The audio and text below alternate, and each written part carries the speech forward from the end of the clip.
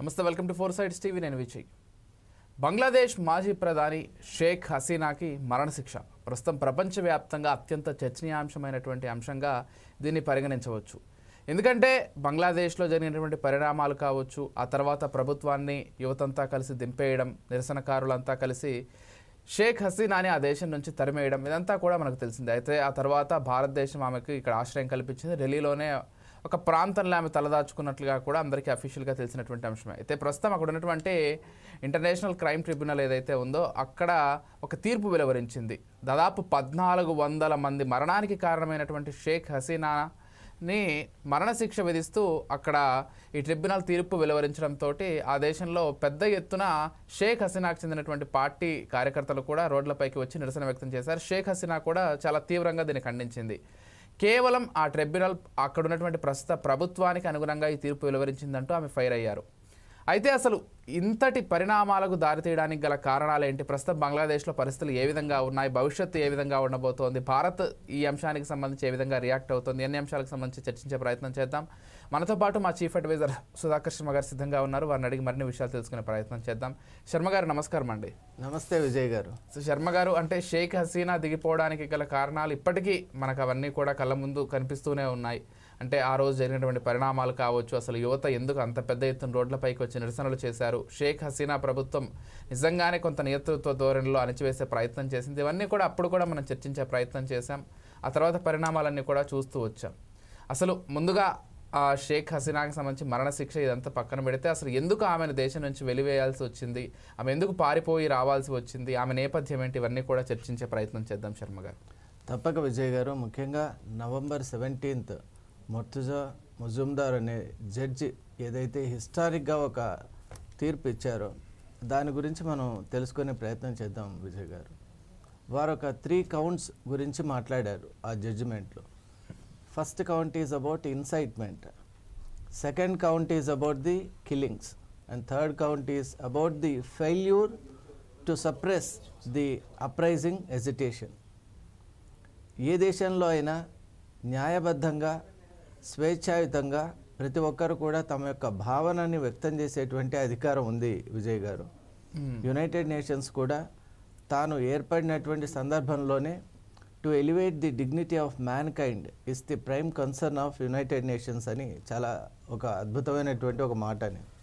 కాబట్టి ఏ దేశంలో ఉన్నటువంటి సివిలియన్ అయినా సరే ఆ దేశంలో శాంతియుతంగా ఆయన తన గళాన్ని విప్పేటువంటి ఒక అవకాశం ఉంది. కానీ ప్రస్తుతం మనం చూస్తున్నటువంటి నేపథ్యంలో బంగ్లాదేశ్లో అధికారాన్ని ధిక్కరించేటువంటి ఏ స్వరమైనా కూడా అణిచివేయబడేటువంటి ఒక ధోరణి ప్రారంభమైంది. 15 సంవత్సరాలుగా షేక్ హసీనా యొక్క పాలన చూసినటువంటి బంగ్లాదేశ్ నిజంగా కొన్ని ఫ్యాక్టర్స్ మనం గనక తీసుకుంటే విజయ్ గారు, చాలా కొన్ని పారామీటర్స్, ఎలా ఎకనామిక్ పారామీటర్స్ ముఖ్యంగా మనం చూసినట్టయితే అక్కడ ఒక ప్రగతి అనేటువంటిది మనం చూసాం. బంగ్లాదేశ్ మిగతా దేశాలతో ఉన్నటువంటి సంబంధ బాంధవ్యాలు కానివ్వండి, అలాగే సార్క్లో తన రోల్ కానివ్వండి, అలాగే ముఖ్యంగా భారత్తో ఉన్నటువంటి మైత్రి బంధం ఏదైతే ఉందో అది చాలా అద్భుతంగా వర్కౌట్ అయింది. మరి ఈ నేపథ్యంలోనే ఎప్పుడైతే ఒక ప్రభుత్వం అపోజిషన్ను కంప్లీట్గా నల్లిఫై చేయాలి అనేటువంటి ఒక ప్రయత్నం చేస్తుందో లేదా అటువంటి ఆలోచనలు చేస్తుందో, అలాగే ముఖ్యంగా తనకు కావాల్సినటువంటి వాళ్ళని మాత్రమే గవర్నమెంట్ మిషనరీలో ఉంచుకునేటువంటి ప్రయత్నం చేస్తుందో, మనం ఈరోజు చూసినటువంటి పరిణామాలు అనేవి చోటు చేసుకుంటాయి. ముఖ్యంగా ఇది ఎలా స్టార్ట్ అయిందంటే అక్కడ గవర్నమెంట్ కోటా అనేటువంటిది చాలా ముఖ్యం. ఎందువల్ల అంటే మనందరికీ తెలుసు, రిజర్వేషన్స్. అక్కడ ఉద్యోగం అనేటువంటిది లైఫ్ లైన్. బంగ్లాదేశ్లో ఉన్నటువంటి ఆర్థిక స్థితిగతుల యొక్క దృష్ట్యా మనం చూసినట్టయితే అక్కడ ఉద్యోగం దొరకడం, అది గవర్నమెంట్ ఉద్యోగం దొరకడం అనేటువంటిది నియర్లీ ఇంపాసిబుల్. మరి అటువంటి ఒక స్థితిలో అక్కడ ఉన్నటువంటి పాపులేషన్ ఒక ప్రపోర్షన్ మనం తీసుకుంటే అక్కడ రిజర్వేషన్స్ పెట్టడం అది అబ్నార్మల్గా ఆ దేశం యొక్క అత్యున్నత న్యాయస్థానం కూడా అది సమంజసం కాదు అని చెప్పినా కూడా ప్రభుత్వం పట్టించుకోకుండా తన వాళ్ళకు మేలు చేసేటువంటి ఒక ప్రయత్నం చేయడం, రిజర్వేషన్స్లో ఆ కోటాస్ కల్పించటం, ఇవన్నిటి వల్ల స్టూడెంట్స్లో ఒక వ్యతిరేకత ఏర్పడింది. మరి అలా ఏర్పడినటువంటి వ్యతిరేకతకు అక్కడ ఉన్నటువంటి అపోజిషన్ పార్టీస్కి సంబంధించిన వాళ్ళందరూ కూడా జత కావడం వల్ల ఇది చాలా చిన్నగా ఉన్నటువంటి ఒక ఎజిటేషన్ దేశం మొత్తం కూడా అట్టుడికిపోయేటువంటి ఒక స్థాయికి వెళ్ళింది.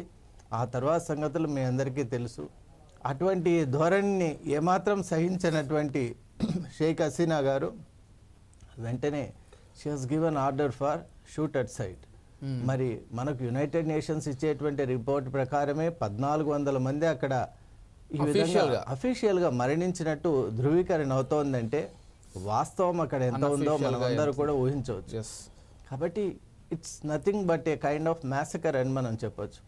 మరి ఈ మ్యాసకర్ తర్వాత కూడా అక్కడ ఉన్నటువంటి కొంతమంది స్థానికులు భావన ఏంటి అంటే షేక్ హసీనా ప్రభుత్వానికి రిమోర్స్ అండ్ రిపెంటెన్స్, అంటే ఇంత జరిగింది కాబట్టి తప్పు జరిగింది అనేటువంటి ఒక ధోరణి వారిలో లేకపోవడం, ఇంకా యూనిలేటరల్గా వాళ్ళు ఇటువంటి డెసిషన్స్ని ఇంపోజ్ చేసేటువంటి ప్రయత్నం చేయడం, ఇవన్నీ చేయటం వల్ల ముఖ్యంగా విజయ్ గారు అందరూ ఆశ్చర్యపోయారు. అంటే ప్రపంచ దేశాలన్నీ కూడా ఎప్పుడైతే కెమికల్ గ్యాస్ అనేటువంటిది బాష్పవాయు ప్రయోగం ఎప్పుడైతే జరిగిందో అది నిజంగా అవాంఛనీయమైనటువంటి ఘటనగా మనమందరూ కూడా ఖండించాం. ఎందువల్ల అంటే అక్కడ ఉన్న విద్యార్థులు వాళ్ళ జీవితాన్ని సుస్థిరం చేసుకోవాలి, బాగుపరుచుకోవాలనేటువంటి ఒక ఉద్దేశంతో వాళ్ళు చేసే ఎజిటేషన్ను శాంతియుతంగానే చర్చల ద్వారా పరిష్కారం చేసుకోవాలి. కానీ అలా కాకుండా ఎప్పుడైతే ఫోర్స్ అనేటువంటిది ఇల్లీగల్ అప్లికేషన్ ఆఫ్ ఫోర్స్ అని మనం అంటాం లా ప్రకారం, ఆ ఇల్లీగల్ అప్లికేషన్ ఆఫ్ ఫోర్స్ వల్ల ఈరోజు ఇంత మారణకాండకు దారితీసింది. ఆ తర్వాత పరిణామాలు ఎలా ఉన్నాయంటే స్టూడెంట్ ఎజిటేషన్ అదొక పొలిటికల్ ఎజిటేషన్గా, కంట్రీ ఎజిటేషన్గా మారిపోవటం వల్ల అక్కడి నుంచి షేక్ హసీనా గారు భారతదేశానికి రావడం, మీరు అన్నట్టు ఇక్కడ ఆశ్రయం పొందడం జరిగింది. మరి ఇంటీరియం గవర్నమెంట్ అప్పుడు నోబెల్ శాంతి బహుమతి గ్రహీత అయినటువంటి డాక్టర్ యూనిస్ గారి చేతిలోకి వెళ్ళింది.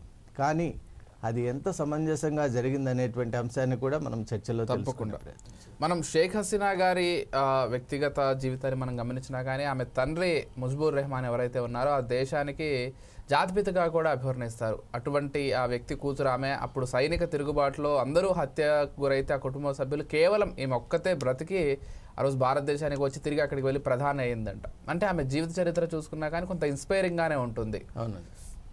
అండ్ ఐరన్ లేడీ అంటూ కూడా ఆమెను అక్కడ సంబోధిస్తారు బంగ్లాదేశ్లో. మరి ఆమెకి ఇంత వ్యతిరేకత ఎందుకు వచ్చిందంటారు? అసలు ఆమె జీవితం ఒక్కసారి మనం గమనించినట్లయితే ఎలా అర్థం చేసుకోవాల్సి ఉంటుంది? ముఖ్యంగా విజయ్ గారు అందరూ కూడా ఆశ్చర్యపోయే అంశం ఏంటంటే అసలు 2022 యాక్ట్ ఒకటి ఉంది. దాని ప్రకారం ఎక్కడైనా కూడా ముజిబుర్ రెహమాన్ గారిని ప్రస్తావన తెచ్చినప్పుడు ఫాదర్ ఆఫ్ ది నేషన్గా అభివర్ణించాలి, జాతీర్ పిత అని అంటారు బంగ్లాలో. మరి అటువంటి యాక్ట్ను కూడా ఇప్పుడు వచ్చినటువంటి ఇంటీరియం గవర్నమెంట్ దాన్ని రివోక్ చేసింది, దాన్ని తీసేసింది యాక్ట్ను, ఆ అంశాన్ని తొలగించింది. కాబట్టి అది నిజంగా చెప్పాలి అంటే చాలా చర్చనీయాంశం. ఇప్పుడు వచ్చిన ఈ ఇంటీరియం గవర్నమెంట్ యొక్క చర్యలు అలాగే అది తీసుకునేటువంటి నిర్ణయాలు మనం చూస్తూ ఉంటే కేవలం షేక్ హసీనా యొక్క గవర్నమెంట్నే కాకుండా షేక్ హసీనాకు సంబంధించినటువంటి ఏ సంబంధమైనటువంటి ఏ విధమైనటువంటి రెమినెంట్స్ కూడా, మెమరీస్ కూడా ఉండకుండా బంగ్లాదేశ్ ప్రభుత్వం చాలా ఒక కఠినమైనటువంటి విధానాన్ని అవలంబిస్తోంది. అసలు ఫాదర్ ఆఫ్ ది నేషన్గా పేర్కొనేటువంటి ముజిబుర్ రెహమాన్కు సంబంధించినటువంటి ఆనవాళ్ళు కానివ్వండి, దానికి సంబంధించిన ఇల్లు కానివ్వండి, వారి ఆస్తులు కానివ్వండి, బంగ్లాదేశ్లో ఏమాత్రం కూడా నామరూపాలతో ఉండకుండా ఉండాలి. అలా చేయటం వల్ల ప్రజల యొక్క మెమరీ నుంచి వారు క్రమంగా వెళ్ళిపోతారనేటువంటి ఒక అభిప్రాయంతో ఇప్పుడు ఉన్నటువంటి ఇంటీరియం గవర్నమెంట్. ముఖ్యంగా మనం చూస్తే షేక్ హసీనా గారి ప్రభుత్వం మీరు అన్నట్టు చిన్న వయసులోనే she escaped an attempt over her life also. తర్వాత భారత్తో ఆమెకు ఉన్నటువంటి బంధం చాలా దృఢమైంది. చిన్న వయసు నుండే భారతీయ సంస్కృతి అలాగే భారతదేశం ఇచ్చినటువంటి ఆశ్రయాన్ని వారు దృష్టిలో పెట్టుకున్నారు. ముఖ్యంగా వారి తండ్రి ద్వారా మనది వార్ జరిగినప్పుడు, పాక్ అండ్ బంగ్లా వార్ జరిగినప్పుడు భారతదేశం ఏ విధంగా బంగ్లాదేశ్ను విడుదల చేసేటువంటి క్రమంలో అది ఏ విధంగా తన ఆర్మీని పంపించడం కానివ్వండి, అలాగే లిబరేషన్లో భారతదేశానికి ఉన్నటువంటి పాత్ర ముజిబుర్ రెహమాన్ గారికి తెలుసు, అలాగే వారి పుత్రిక అయినటువంటి షేక్ హసీనా గారికి కూడా చాలా స్పష్టంగా తెలుసు. కాబట్టి వారు ఎప్పుడు ఇండియాకు వచ్చినా లేదా మన ప్రైమ్ మినిస్టర్ కానివ్వండి, ప్రెసిడెంట్ అక్కడికి వెళ్ళినా కూడా ఒక అఫీషియల్గా ఒక చాలా సుప్రీం గెస్ట్ని ఏ విధంగా ఒక దేశం గౌరవిస్తుందో, సన్మానిస్తుందో ఆ విధంగా చేశారు. కానీ ఈ మధ్యకాలంలో మనం చూసాం Yunus government is gravitating towards Pakistan and China. మరి నిజంగా చెప్పాలి అంటే ఇప్పుడున్న జియో పాలిటిక్స్ ప్రకారం ఇది బంగ్లాదేశ్ చాలా పెద్ద రిస్కే తీసుకుంటోంది.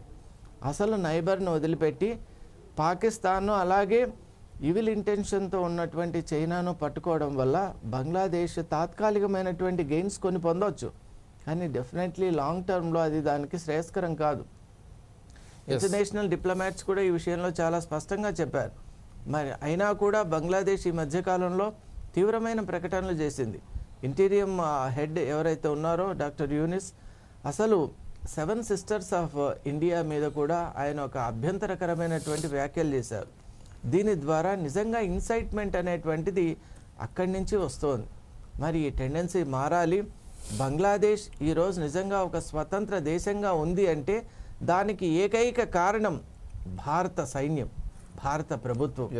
దీన్ని గుర్తుంచుకున్నంత వరకు బంగ్లాదేశ్ మనుగడ బాగుంటుంది అని నేను భావిస్తున్నాను. ఎస్ అంటే శర్మ గారు, అక్కడ ఉన్నటువంటి మీరు ఇందాక మాట్లాడుతూ అక్కడ ఉద్యోగం వస్తేనే మనుగడ సాగించేటువంటి ఒక పరిస్థితి అంటూ కూడా చెప్పారు. అంటే ఇన్నేళ్ల ప్రజాస్వామ్య దేశంలో ఇంకా అటువంటి పరిస్థితులు ఉండడానికి అసలు కారణాలు ఏంటి? ఎందుకు బంగ్లాదేశ్ అక్కడ ఉన్నటువంటి వనరులను ఉపయోగించుకోలేకపోయిందా? ప్రభుత్వాల ఫెయిల్యూర్ అనుకోవాలా, లేకపోతే అక్కడ ఉన్నటువంటి విధానాల ఫెయిల్యూర్ అనుకోవాలా? ఎందుకు ఇంతలా వెనుకబడింది బంగ్లాదేశ్? మనం గమనించినట్లయితే ఈరోజు పాకిస్తాన్ ఏ విధంగా ఉందో దాదాపు బంగ్లాదేశ్ కూడా ఆర్థికంగా అటువంటి పరిస్థితినే ఎదుర్కొంటోంది. ఎక్కడా కూడా మానవ వనరులు సరిగ్గా ఉపయోగించుకోలేదు. అక్కడ ఉన్నటువంటి జీవన శైలి గమనించినా కానీ అత్యంత అధ్వానంగా ఉన్నటువంటి పరిస్థితి. ఎందుకు ఇన్నేళ్ల ప్రజాస్వామ్య దేశంలో ఇటువంటి పరిస్థితి ఇంకా బంగ్లాదేశ్కి గల కారణాలు ఏంటి? అంటే అక్కడ ప్రభుత్వాల ఫెయిల్యూర్గానే చూడాల్సి ఉంటుందా? డెఫినెట్లీ విజయ్ గారు, ముఖ్యంగా ఇది చాలా మంచి క్వశ్చన్. ఎందువల్ల అంటే దీని యొక్క ఆన్సర్ వెనక history of south east Asia and in fact entire Asia కూడా ఆధారపడి ఉంది. మనం గమనించినట్టయితే మిడిల్ ఈస్ట్ కానివ్వండి, అలాగే ఇప్పుడు మన నైబరింగ్ కంట్రీస్ ఏవైతే ఉన్నాయో ముఖ్యంగా మనం తీసుకుంటే మయన్మార్ కానివ్వండి, అలాగే మీరు చెప్పినట్టు బంగ్లాదేశ్ కానివ్వండి, ఇటు పాకిస్తాన్ కానివ్వండి, ఆఫ్ఘనిస్తాన్ కానివ్వండి, ఇవన్నీ దేశాలని మనం చూసినట్టయితే ఎక్కడ కూడా ఒక సుస్థిరమైనటువంటి ప్రజాపాలన ఉండదు. డెమోక్రసీ అనేటువంటిది ఎప్పుడు కూడా అక్కడ లేదు. కాబట్టి డెమోక్రసీ ఎప్పుడైతే డెఫిషియెంట్గా ఉంటుందో, డెమోక్రసీ అనేటువంటిది నామమాత్రంగా ఉంటుందో అప్పుడు ప్రజల యొక్క అభిష్టాలు నెరవేరటం, అలాగే ప్రజా జీవన శైలి, విధానం, సంస్కృతి అనేటువంటివి భంగపాటుకు గురవుతూ ఉంటాయి. ముఖ్యంగా మనం చూసినట్టయితే బంగ్లాదేశ్కు ఆర్థిక పరిపుష్టి చాలా ఉందండి. ఎందుకంటే it has a wonderful Coast line, అలాగే సుందర్బాన్స్ లాంటి ఒక అద్భుతమైన అల్యూవియల్ సాయిల్ ఉన్నటువంటి ప్రాంతాలు ఉన్నాయి. అలాగే గేంజెస్ అంటే గంగా డెల్టా ఉంది. ముఖ్యంగా మనం చూసినట్టయితే అక్కడ జ్యూట్ ఇండస్ట్రీ అనేటువంటిది ప్రపంచ స్థాయిలో ఎక్స్పోర్టింగ్ చేస్తోంది.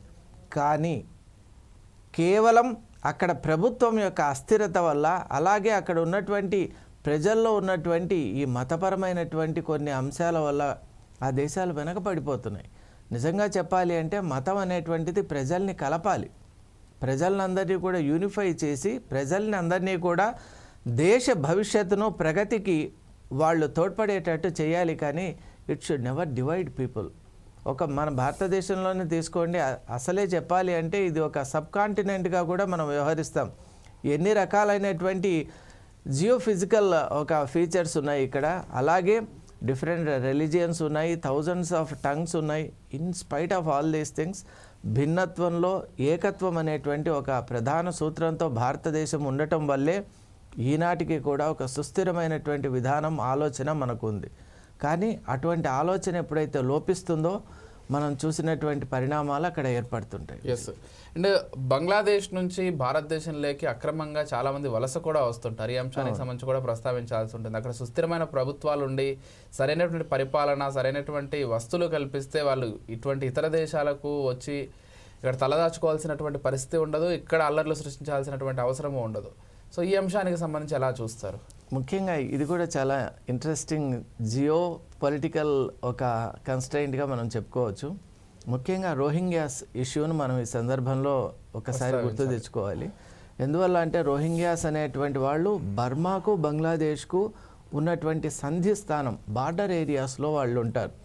వాళ్ళది ఒక ఇండిజినస్ కల్చర్ వాళ్ళది. మరి రోహింగ్యాస్ ఎలా అయ్యారంటే అటు బర్మాకు చెందకుండా వెళ్ళిపోయారు, ఇటు బంగ్లాదేశ్ కూడా సివిలియన్స్గా యాక్సెప్ట్ చేయనటువంటి నేపథ్యంలో వాళ్ళు మెల్లగా ప్రాస్పరస్గా ఉన్నటువంటి భారత్లోకి వస్తున్నారు. ఎస్, భారతదేశం కూడా ఆశ్రయం ఇచ్చింది. కానీ ఈ మధ్యకాలంలో మనకు కూడా ఇంటెలిజెన్స్ రిపోర్ట్స్ చాలా చెప్తున్నాయి. ఎందువల్ల అంటే రోహింగ్యాస్ వల్ల క్రైమ్ రేట్ అనేటువంటిది పెరుగుతోంది. అక్రమంగా తీవ్రవాద సంస్థలతో కూడా డెఫినెట్లీ. ఎందువల్ల అంటే వాళ్ళు ఎలా ఉన్నారంటే, ఇప్పుడు మనకు అటామిక్ స్ట్రక్చర్ కనుక మనకు ఫిజిక్స్ స్టూడెంట్స్ ఎవరైనా ఉంటే వ్యాలెన్సీ ఎలక్ట్రాన్స్ అని ఉంటాయి. అంటే అవుటర్ మోస్ట్ ఆర్బిట్లో ఉన్నటువంటి ఎలక్ట్రాన్స్ ఏది శక్తివంతంగా పక్కన యాటమ్ ఉంటే దాంట్లోకి వెళ్ళిపోతాయి. అవును, సేమ్ కాన్సెప్టే ఇప్పుడు రోహింగ్యాస్ కూడా they are free and valency electrons లాగా ఉన్నారు. కాబట్టి ఎక్కడ పవర్ ఉందో, ఎక్కడ ప్రాస్పరిటీ ఉందో అటువైపు వెళ్ళిపోతున్నారు. మరి ఈ నేపథ్యంలో భారత్ను కొంతమంది ఆశ్రయిస్తున్నారు, అలాగే చైనాకు వెళ్తున్నారు, కొంతమంది తిరిగి మయన్మార్కు వెళ్ళే ప్రయత్నం చేస్తున్నారు, కొంతమంది ఇక్కడే వలసదారులుగా వచ్చి వాళ్ళు పౌరులుగా కూడా వాళ్ళను ముద్ర వేసుకునేటువంటి ఒక ఇల్లీగల్ యాక్టివిటీ కూడా జరుగుతున్నటువంటి నేపథ్యంలో మన నేషనల్ ఇంటెలిజెన్స్ ఏజెన్సీ కూడా అప్రమత్తమై అసలు ఎవరు రోహింగ్యాస్, వీళ్ళు ఎక్కడి నుంచి వచ్చారు, ఎంతమంది వచ్చారు, ఇప్పుడు ఎటువంటి పనుల్లో ఉన్నారు, వాళ్లకు ఇచ్చినటువంటి ఒక ఆశ్రయ స్థానం కాకుండా జనస్రవంతిలో వాళ్ళు, జనసామాన్యంలో వాళ్ళు కలిసిపోయి వాళ్ళు చేసేటువంటి యాక్టివిటీస్ ఏంటి, ఇవంతా చాలా క్షుణ్ణంగా అధ్యయనం చేసిన తర్వాత వీళ్ళ వల్ల ఒక ముప్పు ఉంది అనేటువంటి ఒక ఆలోచనకు వచ్చి వాళ్ళ గురించి కొన్ని నిర్ణయాలు తీసుకునేటువంటి ప్రయత్నం కూడా చేసింది విజయ్ గారు. ఎస్, అంటే పోతే బంగ్లాదేశ్లో మైనార్టీలు అనేటువంటి హిందువుల పట్ల జరుగుతున్నటువంటి వివక్ష కావచ్చు, దేని గురించి కూడా ఖచ్చితంగా మాట్లాడాల్సి ఉంటుంది. ఇక్కడ కూడా చాలా మంది బాధపడుతున్నారు.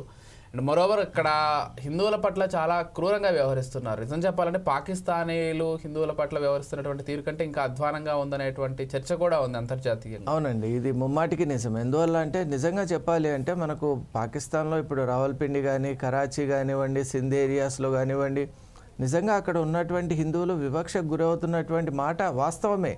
కానీ ఈనాటికి కూడా కొన్ని ఆలయాలు ఉన్నాయి, ఇప్పటికీ కూడా గురుద్వారాకు మొన్న కూడా పర్మిషన్ ఇచ్చారు. కానీ ఇక్కడ మనం బంగ్లాదేశ్లో చూస్తే తీవ్రవాదం అనేటువంటిది తారాస్థాయిలో ఉన్నటువంటి నేపథ్యంలో అసలు వేరే రిలిజియన్స్ యొక్క మనుగడ అనేటువంటిదే, క్రిస్టియానిటీ కూడా అక్కడ నామమాత్రం అయిపోయింది. ఉన్నటువంటి సైజబుల్ పాపులేషన్ ఆఫ్ హిందూయిజం కూడా ఈజ్ గెటింగ్ డ్వెండిల్.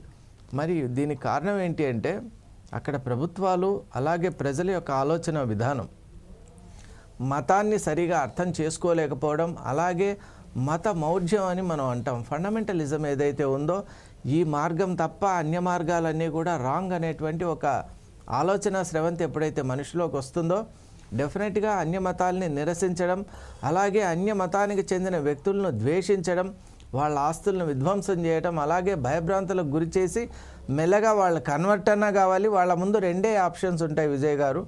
ఒకటి వాళ్ళు ఇస్లాంలో కన్వర్ట్ కావాలి, లేదా ఈ దేశాన్ని వదిలిపెట్టి వెళ్ళిపోవాలి, అంటే మైగ్రేట్ అయిపోవాలి.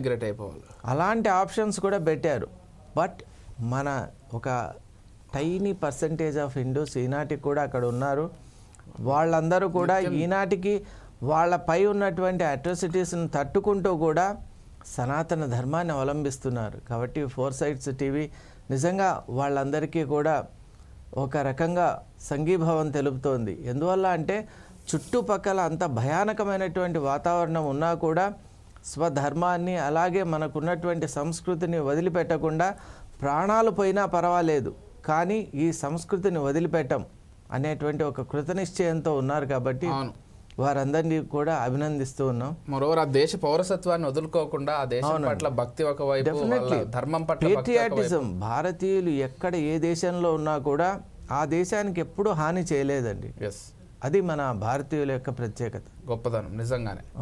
మరొక విషయం, ఇప్పుడు భారతదేశంలో ఉన్నటువంటి హసీనాను అప్పగించవలసిందిగా వాళ్ళు ఒక లేఖ కూడా రాశారు. లేకపోతే దౌత్యపరంగా మన మధ్య ఉన్నటువంటి ఆ గ్యాప్ ఏదైతే ఉందో అది మరింత పెరిగే అవకాశం ఉందంటూ కూడా చెప్పారు. కానీ భారత్ చాలా ఉన్నతంగా ఆలోచిస్తూ అక్కడ ఎన్నికలు నిర్వహించాలనేటువంటి ఒక మోడ్లో చెప్తోంది. అక్కడ ప్రజలు ప్రశాంతంగా ఉండాలనేటువంటిది అల్టిమేట్గా గోల్గా కూడా భారత్ పేర్కొంటూ తిరిగి ఒక లేఖను పంపించింది. అసలు ఏం జరుగుతోంది రెండు దేశాల మధ్య దౌత్యపరంగా? షేక్ హసీనాకు సంబంధించి అప్పగించే ప్రయత్నంలో మరి భారత్ ఏమైనా ఆలోచిస్తోందా, లేకపోతే ఎన్నికల తర్వాతే ఇటువంటి ఆలోచనలు ఉన్నాయంటూ భారత్ స్పష్టం చేసిందా? ఎలా చూడాలి? ముఖ్యంగా విజయ్ గారు, దౌత్యపరమైనటువంటి అంశాల్లో భారతదేశం ఎప్పుడు కూడా అగ్రగామిగానే ఉంటుంది. ఎందువల్ల అంటే మనం ఏ దేశంతో దౌత్య సంబంధాలు కలిగి ఉన్నా కూడా ఒక స్పష్టమైనటువంటి పాలసీతో, ఒక స్ట్రాటజీతో, అలాగే ఒక విజన్తో మనం ముందుకు వెళ్తాం. మీరు ఈ మధ్యకాలంలో చూశారు మాల్డీవ్స్ మన పట్ల ఎంత అనుచితంగా ప్రవర్తించిందో మీ అందరికీ తెలుసు, మన అందరికీ కూడా తెలుసు. అయినా కూడా ఈరోజు ఫస్ట్ ఇంటర్నేషనల్ ఎయిర్పోర్ట్ అక్కడ ఏర్పడింది అంటే కేవలం భారతదేశం యొక్క సహకారంతో ఏర్పడింది. వాళ్ళ ఆర్థిక వ్యవస్థ మొత్తం నడిచేది కూడా భారత పర్యాటకులు. కేవలం మన టూరిజం వల్లే మేజర్ రెవెన్యూస్ వాళ్ళకు వస్తున్నాయి. భారతదేశం పట్ల వాళ్ళు చాలా దుర్మార్గంగా ప్రవర్తించారు. కానీ భారత్ దాన్ని మనసులో పెట్టుకోకుండా హ్యుమానిటేరియన్ గ్రౌండ్స్లో ఈవెన్ తుర్కీ నిజంగా చెప్పాలి అంటే అర్త్క్వేక్ వచ్చినప్పుడు తుర్కీ అండ్ సిరియాలో ఆ జన నష్టం, ప్రాణ నష్టం, అపారమైనటువంటి భయభ్రాంతులకు గురి అయినటువంటి ప్రజలకు ఆపన్న హస్తం ఇచ్చింది భారత ప్రభుత్వం. అలాగే బంగ్లాదేశ్ కూడా విజయ్ గారు కోవిడ్ టైంలో it has given so many millions of doses, Covid doses చాలా అక్కడ ఇచ్చింది. అంటే అక్కడ ఇమ్యునైజేషన్ ప్రాక్టీస్ కోసం మనం ఎన్నో రకాలైనటువంటి వ్యాక్సిన్స్ ఇచ్చాం. ఇలా మనం ప్రతి పద్ధతిలో కూడా అలాగే ప్రతి అంశంలో కూడా దౌత్యపరంగా చాలా ఉన్నతంగా ఆలోచిస్తున్నాం. ఈరోజు కూడా నిన్న ఇంటర్నేషనల్ క్రైమ్స్ ట్రిబ్యునల్ ఎప్పుడైతే తన జడ్జిమెంట్ని డెలివరీ చేసినటువంటి నేపథ్యంలో కూడా భారత ప్రభుత్వం చాలా అద్భుతమైనటువంటి ఒక స్టేట్మెంట్ ఇచ్చింది. నిజంగా అది చరిత్రలో నిలిచిపోయేటువంటి స్టేట్మెంట్. మన ministry of external affairs release చేసినటువంటి స్టేట్మెంట్లో we are acting constructively at this point అని చెప్పారు. That really speaks volumes about our history and our thinking. ముఖ్యంగా మన పొరుగు దేశమైనటువంటి బంగ్లాదేశ్లో శాంతి, సుస్థిరత అలాగే డెమోక్రసీ ఏర్పడాలి అని వాంఛిస్తున్నాం. అలాగే ప్రజల అభీష్టం మేరకు అక్కడ ఉన్నటువంటి అన్ని సందర్భాలు కూడా మళ్ళీ రీనార్మలైజ్ కావాలని కోరుకుంటున్నామని అన్నారు. దాని ఉద్దేశం ఏంటంటే మళ్ళీ అక్కడ ప్రజాస్వామ్యబద్ధంగా ఎలక్షన్స్ జరగాలి, ప్రజలకు వాళ్ళ యొక్క లీడర్ని ఎన్నుకునేటువంటి అవకాశం కలగాలి. అది ఏర్పడిన తర్వాతే భారత ప్రభుత్వం ఎక్స్ట్రాడిషన్ ఆఫ్ హసీనా గురించి ఆలోచన చేస్తుంది అని నేను భావిస్తున్నాను. ఎందువల్ల అంటే మనం ఆశ్రయం ఇచ్చిన తర్వాత ఆ వ్యక్తిని, సదరు వ్యక్తిని నిజంగా భారత ప్రభుత్వం ట్రీట్ చేసే విధానం, అలాగే ఆ దేశాన్ని యొక్క అభ్యున్నతిని కోరుకునేటువంటి విధానం కూడా మొత్తం అన్ని దేశాలు కూడా హర్షించాయి విజయ్ గారు. ఎస్. అండ్ ఫైనల్గా శర్మ గారు ఏం జరగబోతోంది? ఎందుకంటే ఒకవైపు ఉరిశిక్షను ప్రకటించారు, ఆ ప్రధానికి కావచ్చు, హోంమంత్రికి కావచ్చు, ఇప్పుడు అధికారులకు కూడా కొంతమందికి యావజ్జీవ కారాగార శిక్షను కూడా ప్రకటించారు. మరి నేపథ్యంలో ఎన్నికలకు వెళ్ళాలని అక్కడ ఉన్నటువంటి సదరు పార్టీ కార్యకర్తలు కూడా పెద్ద ఎత్తున ఉద్యమం చేస్తున్నారు, దీన్ని వ్యతిరేకిస్తున్నారు. మరి ఎన్నికలకు వెళ్తారా, లేకపోతే ఈలోపే భారత్ పైన ఒత్తిడి తెస్తారా? ఏం జరగబోతోంది సమీప భవిష్యత్తులో? డెఫినెట్లీ విజయ్ గారు, అక్కడ అవామీ లీగ్ పార్టీ కూడా నిన్న నిరసనలు మనం చూసాం. అంటే clearly it shows that people are still with supporting Hasina madam అని మనం ఆ నిరసనలో అలాగే అక్కడ ఉన్నటువంటి ఉద్రిక్త వాతావరణం మనం చూడవచ్చు. ఎందువల్ల అంటే military force is totally against them. అయినా కూడా ప్రాణాలను వాళ్ళు పణంగా పెట్టి అక్కడ రకమైనటువంటి హెజిటేషన్లో పాల్గొన్నారంటే అవామీ లీగ్లో ఉన్నటువంటి ఆ కేడర్ ఇంకా స్ట్రాంగ్గా ఉందని మనకు తెలుస్తోంది. ముఖ్యంగా పాలసీస్లో ఏర్పడినటువంటి కొన్ని భిన్నాభిప్రాయాలు, ఈ విధంగా కొన్ని మిస్కాల్కులేషన్స్ వల్లే అవామీ లీగ్ ఈ స్థితికి వచ్చింది. కాబట్టి డెఫినెట్లీ మళ్ళీ ప్రజలు అవామీ లీగ్ను బ్రతికించుకోవాలనేటువంటి ఒక యాస్పిరేషన్ మనకు అక్కడ కనిపిస్తోంది. ముఖ్యంగా ఎలక్షన్స్ ఎప్పుడైతే జరుగుతాయో ప్రజాభీష్టం మేరకు అక్కడ ఏ ప్రభుత్వం ఏర్పడుతుంది అనేటువంటిది మనకు స్పష్టమవుతుంది. భారత్ కూడా తన సందేశంలో అలాగే చెప్పింది, బంగ్లాదేశ్లో శాంతి ఏర్పడాలి. ఎందువల్ల అంటే emotions should never run over the outcome of this judgement అని భారత ప్రభుత్వం భావిస్తుంది. ఎందువల్ల అంటే ఒక ఎమోషనల్గా ఎప్పుడైతే ప్రజలు ఉంటారో వాళ్ళు తీసుకునేటువంటి నిర్ణయం కంటే కూడా కన్స్ట్రక్టివ్గా ఆలోచన చేసి దేశానికి ఏది హితమో దాని ప్రకారం వాళ్ళు కనుక అభీష్టాన్ని ఎన్నికల ద్వారా తెలియజేస్తే అప్పుడు తప్పక బంగ్లాదేశ్లో ఒక కొత్త ప్రభుత్వం ఏర్పడుతుంది, ఒక అద్భుతమైనటువంటి ప్రగతి ఉంది అని భారత ప్రభుత్వం విశ్వసిస్తోంది. నిజంగా అది ఒక సరి అయిన సముచితమైన మార్గంగా నేను కూడా భావిస్తున్నాను. Right, thank you so much Sharma గారు. అన్ని అంశాలకు సంబంధించి చక్కటి విశ్లేషణ చెప్పే ప్రయత్నం చేశారు. మొత్తంగా బంగ్లాదేశ్లో జరుగుతున్నటువంటి ప్రస్తుత పరిణామాలని అంతర్జాతీయంగా కూడా ప్రతి ఒక్కరూ అత్యంత నిశ్చితంగా గమనిస్తున్నారు. అది కూడా షేక్ హసీనా భారతదేశంలో ఉన్నటువంటి ఈ సమయంలో ఆమెను అక్కడ ఉన్నటువంటి తాత్కాలిక ప్రభుత్వం లేకపోతే తాత్కాలిక కోర్టులు తీసుకున్నటువంటి నిర్ణయానికి అనుగుణంగా పంపించేటువంటి ప్రసక్తి అయితే భారత్ ఎట్టి పరిస్థితుల్లో చేయదు. అక్కడ ప్రజాస్వామ్యయుతంగా ఎన్నికలు జరగాలి, ప్రజలు అసలు ఏం కోరుకుంటున్నారు, ప్రజల మనోవాంఛ ఏంటనేటువంటిది పూర్తిగా స్పష్టమైనప్పుడే భారత్ కూడా ఏదైనా నిర్ణయం తీసుకునేటువంటి అవకాశం ఉంటుంది. అది కాకుండా ఇక్కడ ఉన్నటువంటి తాత్కాలిక ప్రభుత్వాలు తీసుకునేటువంటి ఈ తాత్కాలిక నిర్ణయాల వల్ల బంగ్లాదేశ్ సుదీర్ఘకాలం పాటు ఇబ్బందులు ఎదుర్కోవాల్సి కూడా ఉంటుంది. కాబట్టి వెంటనే ఎన్నికలు నిర్వహించాల్సినటువంటి అవసరం ఉంటుంది. అప్పుడు ప్రజలు ఏం తెరిపిస్తారు దాన్ని బట్టే భవిష్యత్తు కూడా నిర్ణయించబడుతుంది బంగ్లాదేశ్లో. ఇది వాటి special discussion. Keep watching 4 Sides TV.